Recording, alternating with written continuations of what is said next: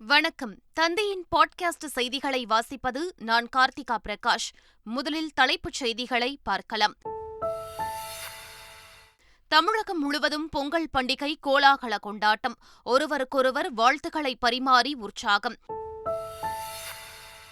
சூரிய கடவுள் மற்றும் நம் விருப்ப தெய்வங்களை கைகூப்பி வணங்கி மரியாதை செலுத்துவோம் என ஆளுநர் ரவி பொங்கல் வாழ்த்து. தமிழ்நாடு வாழ்க என இல்லங்களில் கோலமிட்டு தைத்திருநாளை வரவேற்போம் என்று முதலமைச்சர் ஸ்டாலின் வாழ்த்து. ஜல்லிக்கட்டு போட்டிகள் இன்று தொடக்கம். விழாக்கோலம் பூண்டது அவனியாபுரம். 800 காளைகள் 400 மாடுபிடி வீரர்களுடன் களை கட்டியது பொங்கல் விழா. பொங்கல் திருநாளை ஒட்டி 3184 காவலர்கள் பணியாளர்களுக்கு பதக்கம். முதலமைச்சர் ஸ்டாலின் உத்தரவு. சபரிமலை பொன்னம்பலமேட்டில் ஜோதி வடிவில் 3 முறை காட்சியளித்தார் சுவாமி ஐயப்பன். சரணகோஷம் எழுப்பி பக்தர்கள் தரிசனம். இந்தியா இலங்கை இடையே இன்று கடைசி ஒருநாள் கிரிக்கெட் போட்டி. ஹாட்ரிக் வெற்றி பெறும் முனைப்பில் இந்திய அணி. இனி விரிவான செய்திகள். தமிழகம் முழுவதும் பொங்கல் பண்டிகை இன்று கோலாகலமாக கொண்டாடப்படுகிறது. புதுப்பானையில் பொங்கலிட்டு மஞ்சள் கரும்பு வாழைப்பழத்துடன் சூரியனுக்கு படையலிட்டு பொங்கல் பண்டிகை கொண்டாடப்பட்டது. சிறுவர் சிறுமிகள் புத்தாடைகள் அணிந்து பொங்கலோ பொங்கல் என முழக்கமிட்டு ஒருவருக்கொருவர் வாழ்த்துக்களை பரிமாறிக்கொண்டனர். சூரிய கடவுள் மற்றும் நம் விருப்ப தெய்வங்களை கைகூப்பி வணங்கி மரியாதை செலுத்துவோம் என தமிழ்நாடு ஆளுநர் ரவி பொங்கல் வாழ்த்து தெரிவித்துள்ளார். அதேபோல் ஒவ்வொருவர் இல்லங்களிலும் தமிழ்நாடு வாழ்க என கோலமிட்டு தை முதல் நாளை வரவேற்போம் என முதலமைச்சர் ஸ்டாலின் பொங்கல் வாழ்த்து தெரிவித்துள்ளார். இது தொடர்பாக அவர் எழுதியுள்ள வாழ்த்து செய்தியில், தமிழக மக்களின் உள்ளமெல்லாம் இனித்திட வேண்டும் என்பதற்காக 1000 ரூபாய் ரொக்கத்துடன் பொங்கல் பரிசு தொகுப்பை திராவிட மாடல் அரசு வழங்கியுள்ளதாகவும் தெரிவித்துள்ளார். காவல்துறை மற்றும் சீருடை பணியாளர்களுக்கு பொங்கல் பதக்கம் வழங்க முதலமைச்சர் ஸ்டாலின் ஆணையிட்டுள்ளார். முதல்நிலை 2ஆம் நிலை காவலர்கள், தலைமை காவலர், ஹவில்தார் மற்றும் சிறப்பு சார்பு ஆய்வாளர் நிலைகளில் 3000 பணியாளர்களுக்கு இந்த பதக்கம் வழங்க முதலமைச்சர் ஆணையிட்டுள்ளார். மேலும் தீயணைப்புத் துறையில் 118 அலுவலர்களுக்கும், சிறைத்துறையில் 60 பேருக்கும் முதலமைச்சர் சிறப்பு பணி பதக்கங்கள் வழங்க ஆணையிடப்பட்டுள்ளது.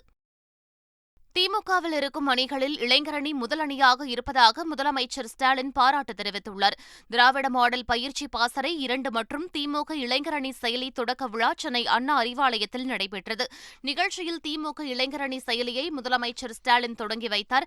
பின்னர் நிகழ்ச்சியில் பேசிய அவர், பல்வேறு போராட்டங்களில் திமுக இளைஞரணி பங்கேற்றதை எண்ணி மகிழ்வதாக கூறினார். இந்தி திணிக்கப்படக்கூடிய சூழ்நிலை வரப்பட்டப்போ இளைஞரணி மாணவரணி சேர்ந்து ஒரு போராட்டத்தை நடத்தணும்னு நான் உத்தரவிட்டேன். அந்த பணியை செஞ்சாங்க. அதே மாதிரி நீட் தேர்வை உடனடியாக ரத்து செய்ய வேண்டும் என்பதற்காக அதற்கு நடத்திய போராட்டங்கள் அதிலையும் பங்கெடுத்து கொண்டார்கள்.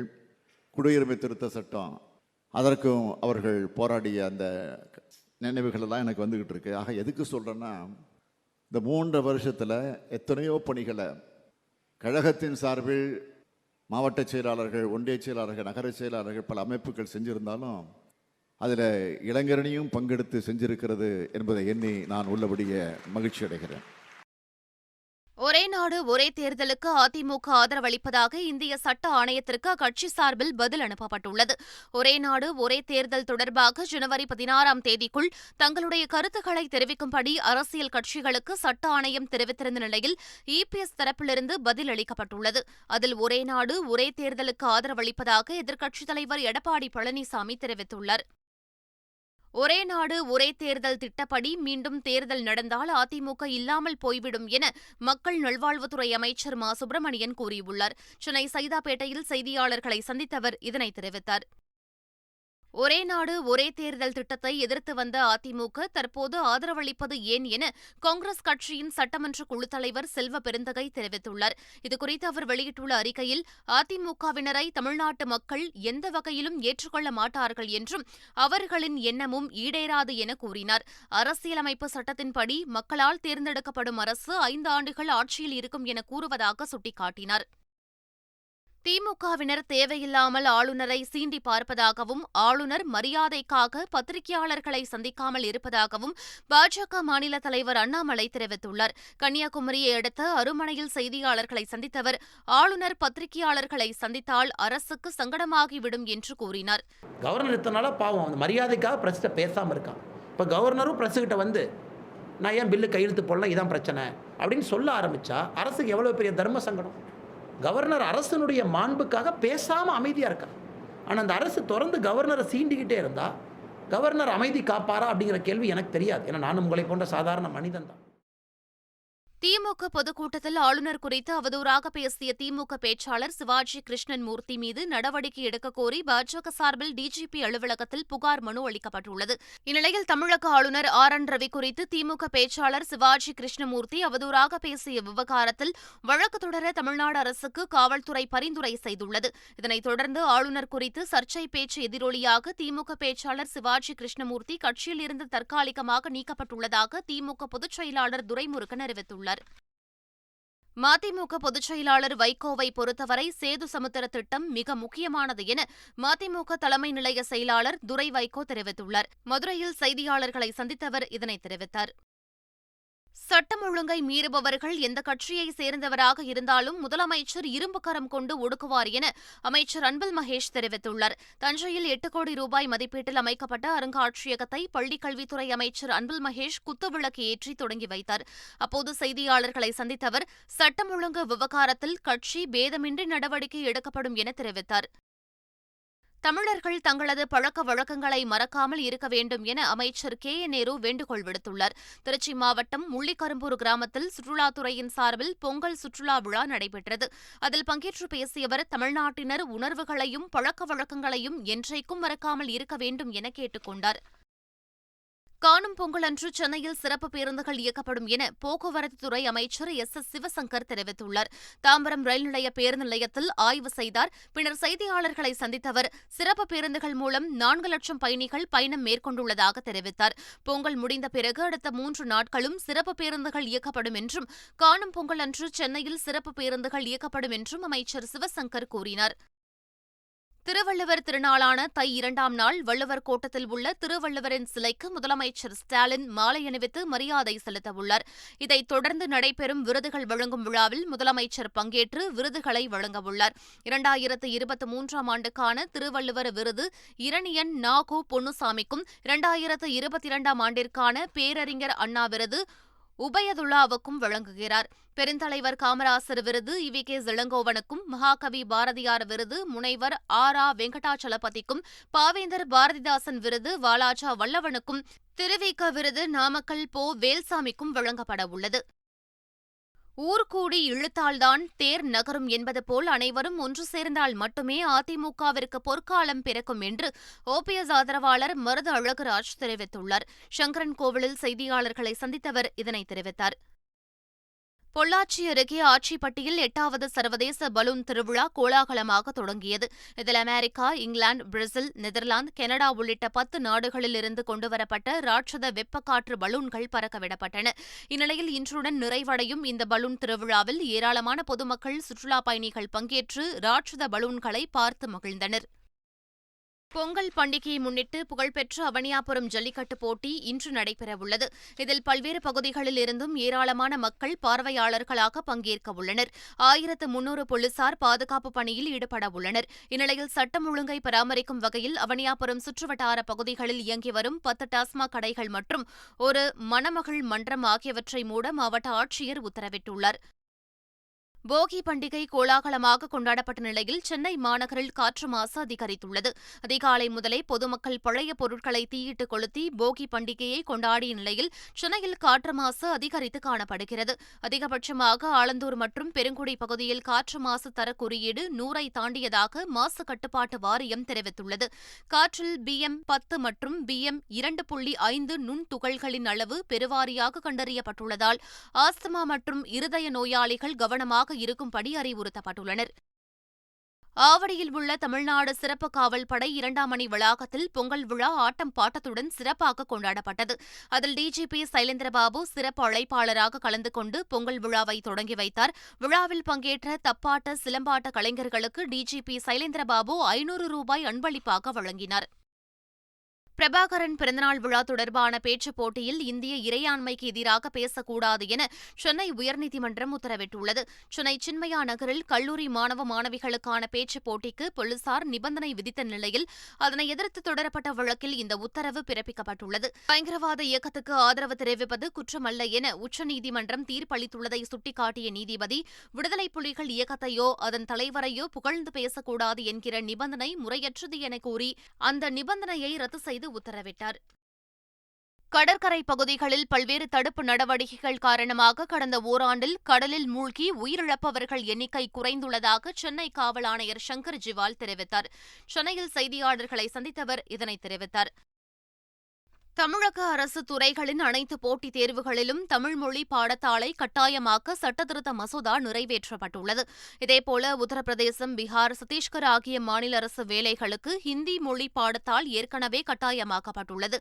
பஞ்சாப் மாநில அரசு பணிகளுக்கு பஞ்சாபி மொழி பாடத்தாலும், ஆந்திரா மற்றும் தெலுங்கானா மாநிலங்களில் தெலுங்கு மொழி பாடத்தாலும், கர்நாடகாவில் கன்னட மொழி பாடத்தாலும் கட்டாயமாக்கப்பட்டுள்ளன.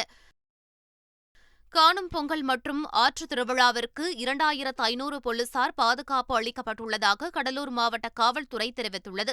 இதுகுறித்து வெளியிடப்பட்டுள்ள அறிக்கையில் 2 உதவி காவல் கண்காணிப்பாளர்கள், 8 துணை காவல் கண்காணிப்பாளர்கள், 33 காவல் ஆய்வாளர்கள் என மொத்தம் 2500 காவல்துறையினர் பாதுகாப்பு பணியில் மேற்கொள்வார்கள் என கூறப்பட்டுள்ளது. பிரச்சினைக்குரிய கிராமங்களில் இருசக்கர வாகனங்களில் போலீசார் ரோந்து பணி மேற்கொள்வார்கள் என கூறப்பட்டுள்ளது.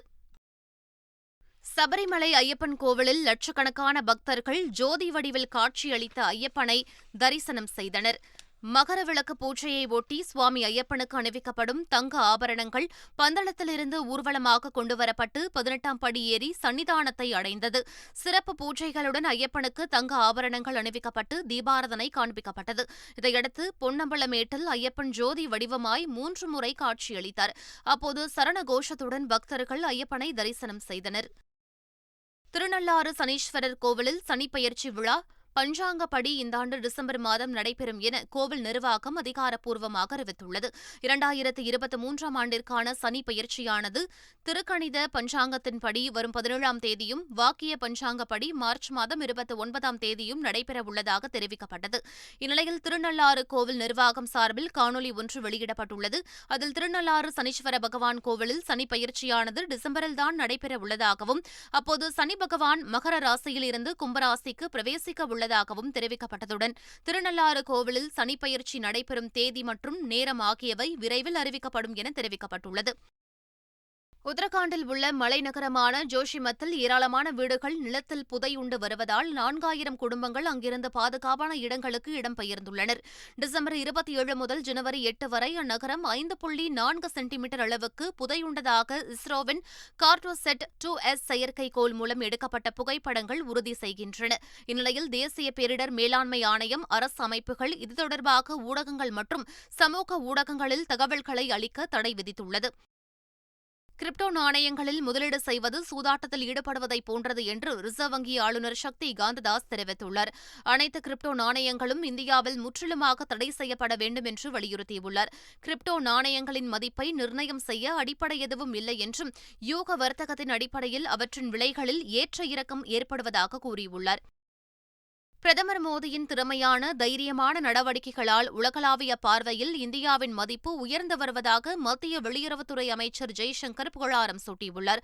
சென்னையில் நடைபெற்ற துக்ளக் வார இதழின் ஆண்டு விழாவில் பேசிய அவர், சீன எல்லைப்புறத்தில் துருப்புகளை அதிகளவில் குவித்து எல்லை மீற முயற்சித்தது என்றும், ஆனால் சீனாவிற்கு இந்தியா சரியான பதிலடியை கொடுத்தது என்றும் தெரிவித்தார்.